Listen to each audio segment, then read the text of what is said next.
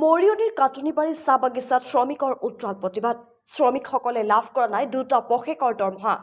জালিংগা T কোম্পানীৰ অধীনত আছে বাগিচাখন। অসম চাহ নিগমৰ পৰা ছমাহ পূৰ্বে কোম্পানীটোৱে লিজত লৈছিল বাগিচাখন। শ্ৰমিকক প্ৰাপ্য মজুৰি প্ৰদান কৰাত ব্যৰ্থ কোম্পানীটো। জালিংগা টি কোম্পানী আৰু চৰকাৰৰ বিৰুদ্ধে ক্ষোভ প্ৰতিবাদকাৰী চাহ শ্ৰমিকৰ। শীঘ্ৰে প্ৰাপ্যৰ মজুৰি প্ৰদানৰ দাবী প্ৰতিবাদকাৰী শ্ৰমিকৰ। ৰাজপথ অৱৰোধ কৰাৰ হুংকাৰ ক্ষোভিত চাহ শ্ৰমিকৰ। জিলা উপায়ুক্ত উপস্থিত নোহোৱালৈকে প্ৰতিবাদ অব্যাহত ৰখাৰ হুংকাৰ প্ৰতিবাদকাৰী।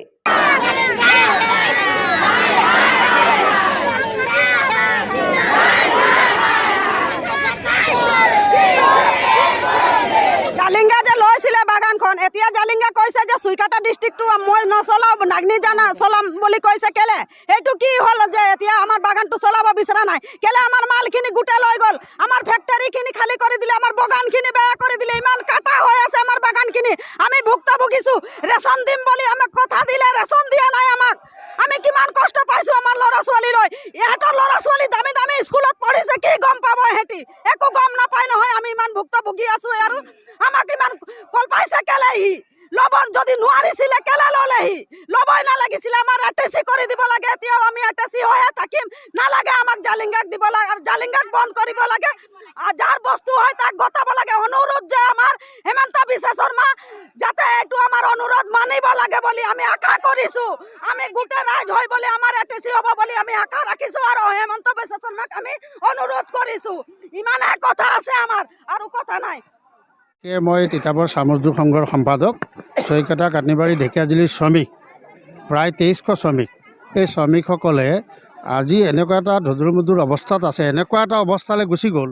তেওঁলোকৰ এই বাগানখনৰ মালিক কোন এতিয়া কোনো সঠিকভাৱে ক'ব নোৱাৰে।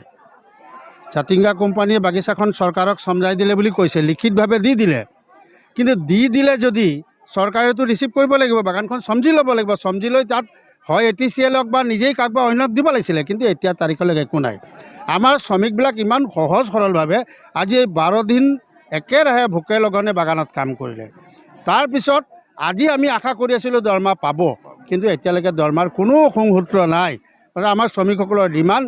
তাতোতকৈ দুৰ্ভাগ্যজনক বিষয়, ATCL এই চৈকতা চাহ বাগিচাখনৰ এটাই বাগান, চৈকতা চাহ বাগিচা। তাৰে পাৰ্ট আছে 5টা ব্ৰাঞ্চ। চৈকতা চাহ বাগিচা, নাগনিজান চাহ বাগিচা, চেলেং চাহ ছটাই চাহ বাগিচা আৰু কাটনিবাৰী ঢেকীয়াজুলি, 5খন চাহ বাগিচাৰে এখন বাগান, এটা কোম্পানী আৰু এজন মালিকে ল'লে। কিন্তু তেওঁলোকে দুৰ্ভাগ্যজনক আমাৰ মাজত ডিভাইডেড ৰুল সৃষ্টি কৰিছে, আমাৰ শ্ৰমিকৰ মাজত ডিভাইডেড ৰুল সৃষ্টি কৰিছে। কোৱা শুনিছোঁ নাগনিজান চাহ বাগিচাখন তেওঁ চলাব, তাত দৰমহা দিব আৰু এইখিনি বাগান নচলায়। এইটোতো একেবাৰে দুৰ্ঘোৰ অন্যায়। আমাৰ এখন বাগান তেওঁ কি সূত্ৰে ল'ব? আৰু লওঁতে কিন্তু একেকোবে 5খনো লৈছিলে। সেইকাৰণে আমি অনুৰোধ জনাইছোঁ যে তেখেতসকলে, প্ৰশাসনে, মাননীয় মুখ্যমন্ত্ৰী মহোদয়, প্ৰশাসন বিষয়াই খুব জলদি ইয়াৰ ওপৰত ব্যৱস্থা লওক। নহ'লে অহা মঙলবাৰৰ পৰা আমি এনেকুৱা গণতান্ত্ৰিক আন্দোলনৰ কাৰ্যসূচী ল'ম, যিটো নেকি হয়তো প্ৰশাসন বা আপোনাৰ চৰকাৰে হয়তো হাবাথুৰি খাবলগীয়া হ'ব পাৰে। এইটো আমাৰ অসম চাহ মজদুৰ সংঘৰো এটা আহ্বান। খুব জলদি ইয়াৰ ওপৰত এটা স্থায়ী ব্যৱস্থা গ্ৰহণ কৰিব লাগে।